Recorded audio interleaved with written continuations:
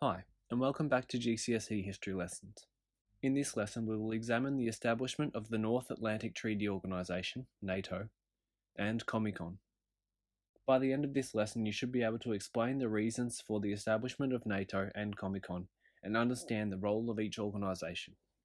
From previous lessons, you should remember that tensions between the USSR and USA had divided the world into two groups, the capitalist democratic West and the communist East. You will also remember that since July 16, 1945, the United States was the only nation in the world to possess nuclear weapons. You will also remember that the USA's Marshall Plan, which promised to fund the rebuilding of Europe, was announced on June 5, 1947, and was accepted by Western European countries only.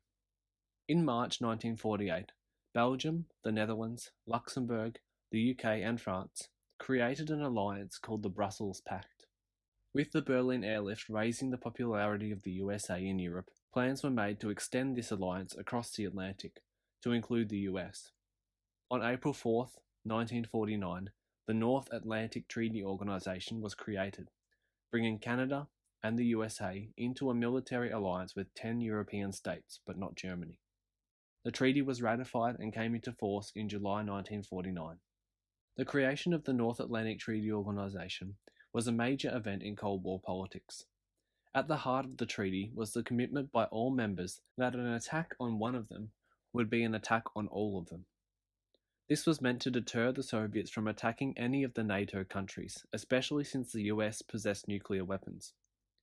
To a lesser extent, it also applied to any future German aggression, which satisfied the French and other European countries who had been the victims of German expansion in recent years.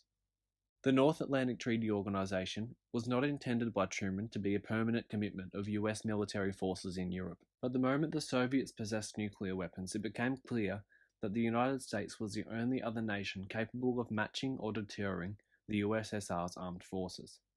At the same time as the North Americans and Western Europeans were creating the NATO agreement, Stalin was forming Comecon. Comecon was established in January 1949 as an answer to the Committee of European Economic Cooperation, which was formed in 1947 and allowed the Western European nations to coordinate the rebuilding of Western Europe through the Marshall Plan. Comecon was a Soviet tool used to coordinate the economic development of Eastern Europe. Its first members were the USSR, Bulgaria, Czechoslovakia, Hungary, Poland, and Romania.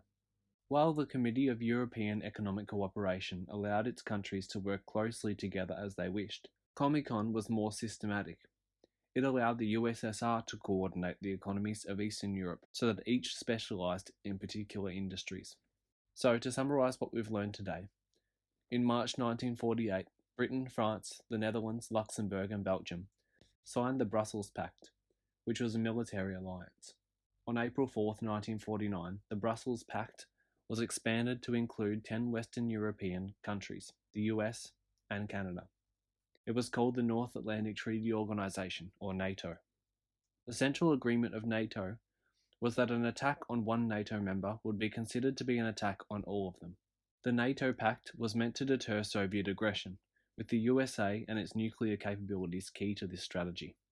In 1949, the Committee on European Economic Cooperation was bringing Western Europe countries together to facilitate the distribution of Marshall Plan funds. To counter this, Comecon was created to give the USSR more control over Eastern European economies. Next lesson, we will take a look at the arms race between the USA and USSR. Thanks for watching. Feel free to like and subscribe, and I'll see you next time on GCSE History Lessons.